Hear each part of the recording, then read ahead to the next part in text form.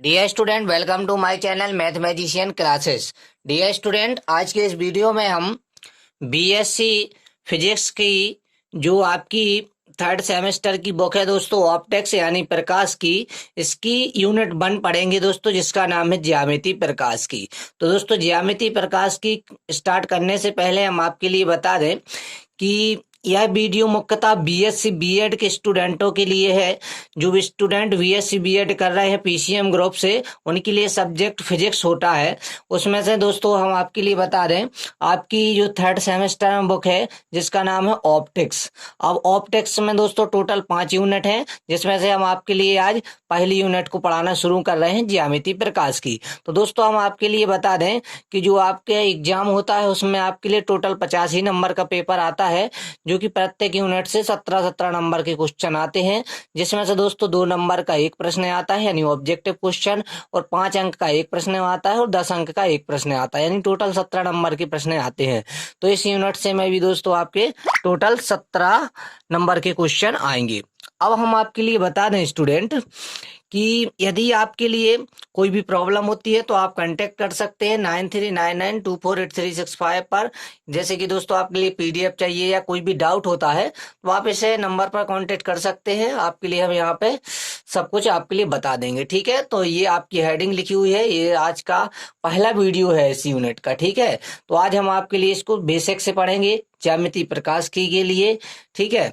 तो हम इस अध्याय को शुरू करने से पहले हम आपके लिए बता दें कि जो आपकी यूनिट है इसमें टोटल टॉपिक कितने हैं इस यूनिट 1 में, ठीक है, ज्यामिति प्रकाश की में। तो आपके लिए बता दें इसमें सबसे महत्वपूर्ण टॉपिक रहेगा ज्यामिति प्रकाश की, कि आपकी ज्यामिति प्रकाश की क्या होती है। उसके बाद हम पढ़ेंगे प्रकाश का परावर्तन, प्रकाश का अपवर्तन। अब दोस्तों ध्यान रखिएगा, ये चीज काफी महत्वपूर्ण होती है कि हमें पढ़ना क्या है हमारी यूनिट में। यदि हमें ये पता चल जाता है तो हम उसके ओर अग्रसर हो जाते हैं, हमारे अंदर वो ललक उत्पन्न हो जाती है कि हमें उस अध्याय को पढ़ना है। इसलिए डियर स्टूडेंट, हम आपके लिए सबसे पहले इसके महत्वपूर्ण टॉपिक बताते हैं कि इस यूनिट में महत्वपूर्ण टॉपिक है क्या एक्चुअली, ठीक है। तो सबसे पहले ज्यामिति प्रकाश की, उसके बाद प्रकाश का परावर्तन, उसके बाद पढ़ेंगे हम प्रकाश का अपवर्तन। उसके बाद दोस्तों काफी महत्वपूर्ण टॉपिक है फर्मेट का सिद्धांत, फर्मेट प्रिंसिपल, ये पढ़ेंगे हम। उसके बाद लेंस निर्माता सूत्र, और उसके बाद दोस्तों हम ये 2 महत्वपूर्ण व्यंजक पढ़ेंगे, गोलीय पृष्ठ पर अपवर्तन सूत्र का निगमन। उत्तल गोलीय पृष्ठ पर भी पढ़ेंगे और अवतल गोलीय पृष्ठ पर भी पढ़ेंगे। काफी इंपोर्टेंट डेरिवेशन है, 10 नंबर में पूछे जाते हैं, ठीक है। तो यहाँ से डेरिवेशन आते हैं दोस्तों, तो काफी इंपोर्टेंट डेरिवेशन ही हम आपके लिए बताएंगे यहाँ पे। और उसके बाद हम पढ़ेंगे प्रिज्म द्वारा अपवर्तन। डियर स्टूडेंट, प्रिज्म द्वारा अपवर्तन काफी महत्वपूर्ण है। उसके बाद देखिएगा प्रकाश का वर्ण विक्षेपण पढ़ना है हमें, तो उसमें हम पढ़ेंगे कोणीय विक्षेपण। प्रकाश के वर्ण विक्षेपण में हम क्या पढ़ेंगे, कोणीय विक्षेपण, ठीक है। उसके बाद विक्षेपण क्षमता तथा इसका व्यंजक सीखेंगे कि विक्षेपण क्षमता क्या होती है और उसका व्यंजक क्या है। उसके बाद हम समझेंगे लेंसों का आवर्णक संयोग, लेंसों का आवर्णक संयोजक किस प्रकार होता है, ये हमें समझना है। उसके बाद हम पढ़ेंगे अभिपति बिंदु, काफी महत्वपूर्ण टॉपिक है अभिपति बिंदु भी। उसके बाद देखिए हमारे इस सिलेबस में विभिन्न प्रकार की नेत्रिकाएं हैं, जैसे कैलनर नेत्रिका, हाइगर नेत्रिका, उसके बाद रैम्सडन नेत्रिका और गॉस नेत्रिका। इस प्रकार दोस्तों आपके ये हमने सभी यहाँ पे टॉपिक बता दिए हैं कि आपको इस यूनिट में पढ़ना क्या क्या है, ठीक है। यदि आपके लिए पता चल गया है कि हमें पढ़ना क्या है तो आप इसमें आसानी से आप पढ़ पाओगे, ठीक है। अब देखिए हमारा जो पहला टॉपिक है ज्यामिति प्रकाश की है, इसको हम पढ़ने से पहले आपके लिए एक मोटिवेट लाइन बता दें दोस्तों कि ध्यान रखिएगा, निरंतर अभ्यास ही सफलता की कुंजी है। दोस्तों हमारे लिए ये नहीं देखना है कि हमारे लिए इस यूनिट में इतने सारे टॉपिक है, 12 टॉपिक है, हम कैसे पढ़ेंगे। डियर स्टूडेंट, डोंट वरी, आपके लिए कोई चिंता की बात नहीं, क्योंकि हम दोस्तों आपके लिए एक एक टॉपिक के एक एक वीडियो लाएंगे, शॉर्ट वीडियो लाएंगे दोस्तों। कोई जो ज्यादा छोटे टॉपिक होंगे तो हम एक भाग में दो टॉपिक समझा देंगे। अदरवाइज दोस्तों हम आपके लिए एक वीडियो में एक यूनिट समझाएंगे, जिससे आपको अच्छे से समझ में आ जाए और आप अच्छे से नोट्स बनाते जाइएगा।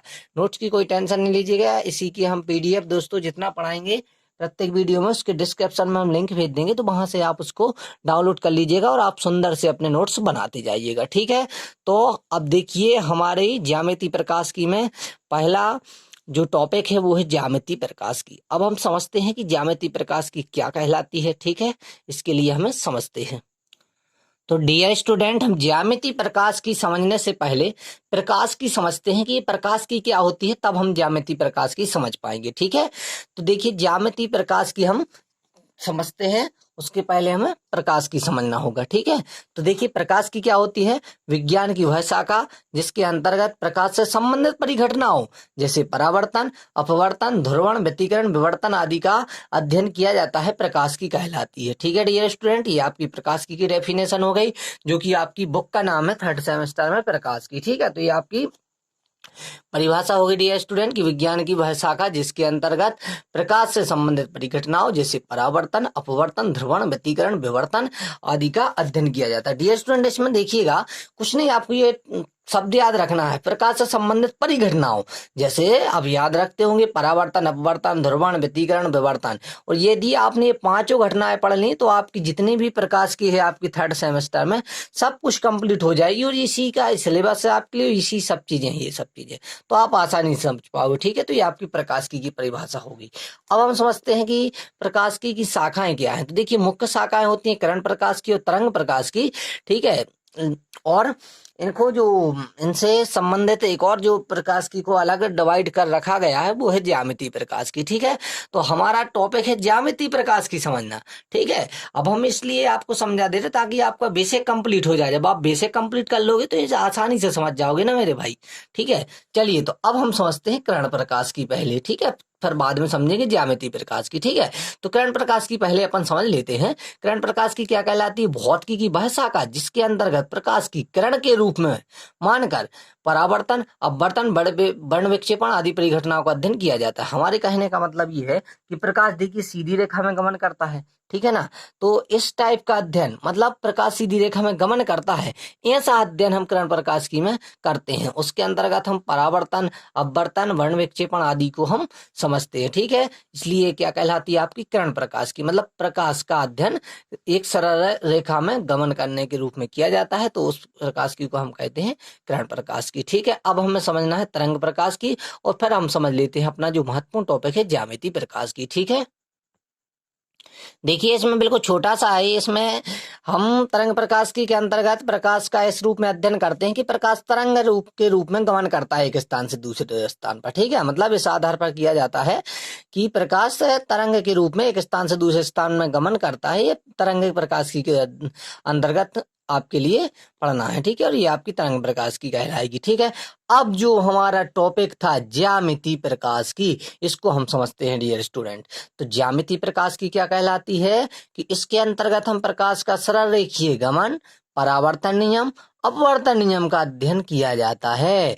ज्यामिति क्या कहलाती है डियर स्टूडेंट कि इसके अंतर्गत हम प्रकाश का सरल रेखीय गमन भी, परावर्तन नियम भी और अपवर्तन नियम, इन तीनों का अध्ययन जिस प्रकाश की के अंतर्गत करते हैं उसको हम ज्यामिति प्रकाश की कहते हैं। कौन कौन का, प्रकाश सरल रेखीय गमन, परावर्तन नियम और अपवर्तन नियम। ठीक है, जिस प्रकाश की के अंतर्गत हम इन तीनों का अध्ययन करते हैं उसको ज्यामिति प्रकाश की या ज्योमेट्री ऑप्टिक्स कहते हैं। ठीक है डियर स्टूडेंट, तो जो आपका पहला टॉपिक था लिखिएगा यहाँ पे, आपका ये जो आपका पहला टॉपिक क्या था ये देखिएगा यहाँ पे, ज्यामिति प्रकाश की, ये आपका कंप्लीट होता हुआ।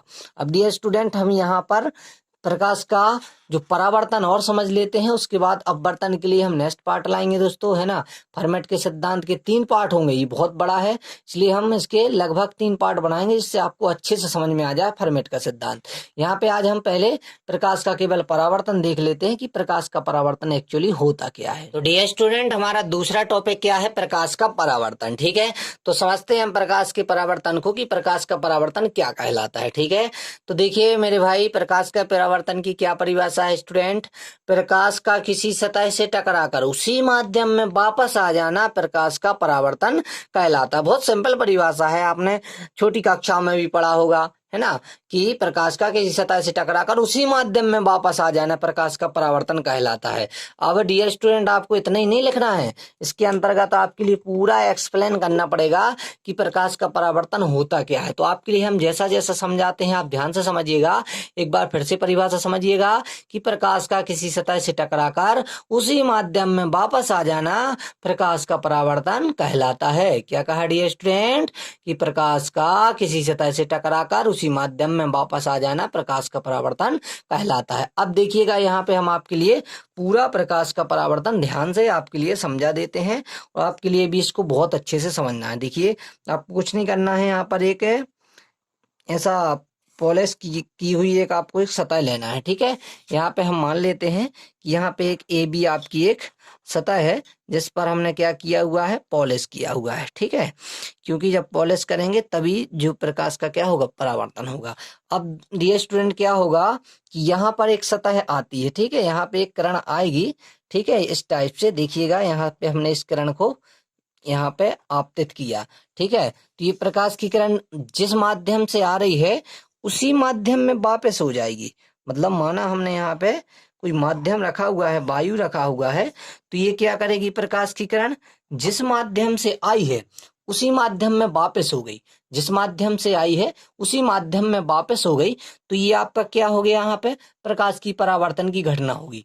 परिभाषा भी हमने वही कह रहे हैं कि प्रकाश का किसी सतह से टकराकर उसी माध्यम में वापस आ जाना प्रकाश का परावर्तन कहलाता है।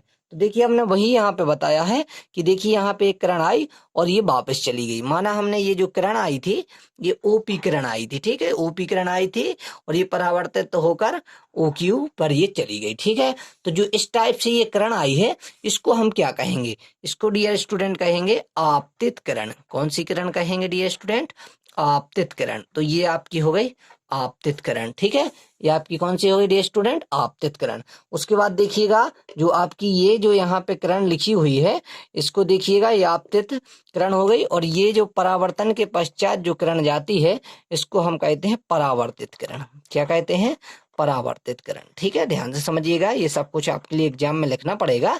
तो ये आपकी हो गई आपतित किरण और ये हो गई आपकी परावर्तित किरण। अब डियर स्टूडेंट देखिएगा, यहाँ पे जैसे ही आपने यहाँ पे परावर्तन की आपने घटना की तो यहाँ पर एक अभिलंब बन जाएगा। ठीक है, इन दोनों के बीच क्या बन जाएगा, आपका एक अभिलंब गिर जाएगा। ठीक है, तो यहाँ पे हम इसको ओ एन एक अभिलंब यहाँ पे खींच देंगे। ठीक है, ये देखिएगा हमने यहाँ पे ओ एन एक अभिलंब खींच दिया। ठीक है ना, जैसे ही हम इस पे अभिलंब डालेंगे तो जो ये यहाँ पे ये कोण है यहाँ पे दो कोण में डिवाइड हो जाएगा, एक इस साइड एक इस साइड। तो जो इस साइड बनेगा ये कोण आपका आई होगा और ये जो कोण होगा आर होगा। आई मतलब होता है आपतन कोण। डियर स्टूडेंट, आई मतलब क्या होता है आपका, आपतन कोण। ठीक है, तो ये जो आई बना हुआ है इसको हम क्या कहेंगे, आपतन कोण। ठीक है, ये आपका आपतन कोण हो गया। और जो आपका डी स्टूडेंट ये आर है ये कहलाएगा आपका परावर्तन कोण। ठीक है, ये आपका क्या कहलाएगा, परावर्तन कोण। तो आपतन कोण और परावर्तन कोण। तो अभी तक आपने कितनी, चार चीजें टोटल सीखी हैं। ये जो इस टाइप से किरण आई है ना, जिस माध्यम से आई है उसी माध्यम में वापस लौट जाना, ये प्रकाश का परावर्तन हो गया। और जो किरण आपके लिए इस तरह से आपतित हुई है इसको आपतित किरण कहेंगे और जो परावर्तित के पश्चात गई हुई है ओ क्यू इसको हम परावर्तित किरण कहेंगे। ठीक है, अब यहाँ पे हमने एक अभिलंब डाला है, ओ एन क्या है आपका, एक अभिलंब है। तो उस पर डालने पर हमें दो कोण प्राप्त हुए, एक आई हुआ एक आर हुआ। आई मतलब आपतन कोण और आर मतलब परावर्तन कोण। ठीक है, तो यहाँ पे आप सभी की परिभाषा सीख लीजिएगा कि आपतित किरण क्या है, कि प्रकाश के परावर्तन में जो किरण आपतित होती है उसको आपतित किरण कहते हैं और जो किरण आप परावर्तन के पश्चात परावर्तित होकर लौट जाती है उसको हम परावर्तित किरण कहते हैं।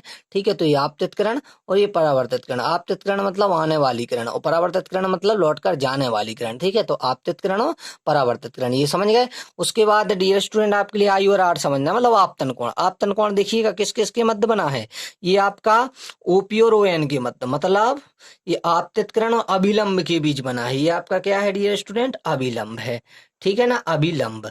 तो अभिलंब और आपतित किरण के मध्य, अभिलंब और आपतित किरण के मध्य बनने वाले कोण को हम आपतन कोण कहेंगे और आपकी परावर्तित किरण और अभिलंब के मध्य बनने वाले कोण को हम परावर्तन कोण कहेंगे, जिसे आर से दर्शाते हैं और आपतन कोण को आई से दर्शाते हैं। एक बार फिर से समझ लीजिएगा, आपतन कोण क्या है, आपतित किरण और अभिलंब के मध्य बनने वाले कोण को आपतन कोण कहते हैं जिसे आई से दर्शाते हैं।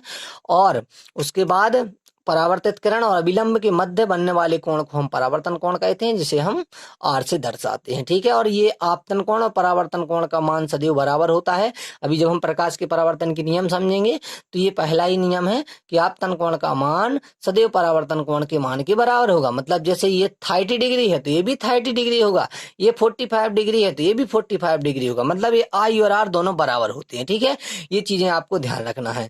तो ये हमने यहाँ पे आपको चित्र बता दिया है, इन सब की हमने परिभाषाएं बता दी हैं कि आपतित किरण क्या है, परावर्तित किरण क्या है, ये सब चीजें हम आपके लिए बता चुके हैं। अब दोस्तों यहाँ पे आपके लिए क्या समझना है, प्रकाश के परावर्तन में आगे आपके लिए सबसे पहले प्रकाश के परावर्तन के नियम समझना है। क्या समझना है डियर स्टूडेंट, परावर्तन के नियम समझना है। ठीक है, कि परावर्तन के नियम क्या है। छोटी कक्षाओं में भी आप लोगों ने सीखा होगा, परावर्तन के नियम काफी इंपोर्टेंट थे और परावर्तन के नियम आपसे निश्चित ही पूछे जाते थे। देखिए पहला परावर्तन का नियम क्या होगा कि आई बराबर आर, मतलब आपतन कोण का मान सदैव परावर्तन कोण के मान के बराबर होता है। और दूसरा नियम हो जाएगा आपतित किरण, परावर्तित किरण और अभिलंब। ये आपका आपतित किरण, परावर्तित किरण और अभिलंब। ठीक है, आपतित किरण कौन कौन, आपतित किरण, उसके बाद आपतित किरण, परावर्तित किरण, आपतित किरण, परावर्तित किरण और बनने वाला अभिलंब और अभिलंब और अभिलंब सदैव एक ही तल में स्थित होते हैं, एक ही तल में स्थित होते हैं, स्थित होते।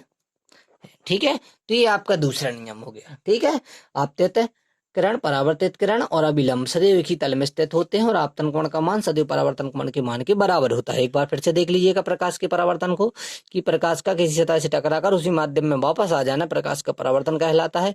ये सब चीजें आपको प्रकाश के परावर्तन में लिखना है, इन सबकी परिभाषाएं लिखना है, इस टाइप से आप समझ जाओगे। अब छोटा सा बचा है, प्रकाश का जो परावर्तन है ये दो प्रकार का होता है, एक नियमित परावर्तन होता है और एक अनियमित परावर्तन होता है। तो देखिए यहाँ पे समझ लीजिए परावर्तन दो प्रकार का होता है, एक नियमित परावर्तन, एक अनियमित परावर्तन। जो बिल्कुल सिंपल सतह पर हो और इस टाइप से होता हुआ वापस चला जाए पूरी करने, इसको हम नियमित परावर्तन कहते हैं, और जो इस टाइप से होता है उसको हम अनियमित परावर्तन कहते हैं। ठीक है, समझ गए ना। अनियमित सतह पर जो ये आपका परावर्तन हो रहा है ना, इसको हम अनियमित परावर्तन कहेंगे, इसको हम नियमित परावर्तन कहेंगे। ठीक है, और आपने यदि ये नियम अच्छे से नहीं लिखने में आप नहीं लिख पाओगे तो यहाँ से आप लिख लीजिएगा, आपतन कोण का मान सदैव परावर्तन कोण के मान के बराबर होता है, आपतित किरण, परावर्तित किरण और अभिलंब सदैव एक ही तल में स्थित होते हैं। ठीक है, और इसके अलावा एक चीज और डियर स्टूडेंट ध्यान रखिएगा, आप पे चित्र यदि नहीं बनता है तो आप यहाँ से भी आसानी से बना सकते हैं। ठीक है, और इसके बाद आपके लिए आपतित किरण यदि आप परिभाषा नहीं लिख पाते तो यहाँ पे आप इस टाइप से लिख लीजिएगा, ये आपकी परावर्तित किरण की परिभाषा हो गई, ये आपतन कोण की परिभाषा हो गई, और ये इसके बाद आपकी ये यहाँ पे परावर्तन कोण की परिभाषा होगी। तो सभी चीजें हमने यहाँ पे आपके लिए बता दी हैं। तो डियर स्टूडेंट वीडियो काफी लंबा हो चुका है, यहाँ पे हमने आपके लिए लेकिन दो महत्वपूर्ण टॉपिक पढ़ा दिए हैं, एक तो ज्यामितीय प्रकाश की और दूसरा प्रकाश का परावर्तन। अब दोस्तों इसका हम भाग 2 लाएंगे, जिसमें हम प्रकाश का अपवर्तन समझाएंगे, केवल प्रकाश का अपवर्तन। ध्यान रखिए इसके कम से कम भला ही 15 वीडियो भी हो जाए, लेकिन आपको एक एक करके वीडियो देखना है और आसानी से देखना है। आज का आपका वीडियो ज्यादा नहीं, केवल आपका लगभग 20 मिनट का हुआ है, तो 20 मिनट आपकी ग्रेजुएशन के लिए बहुत कम है।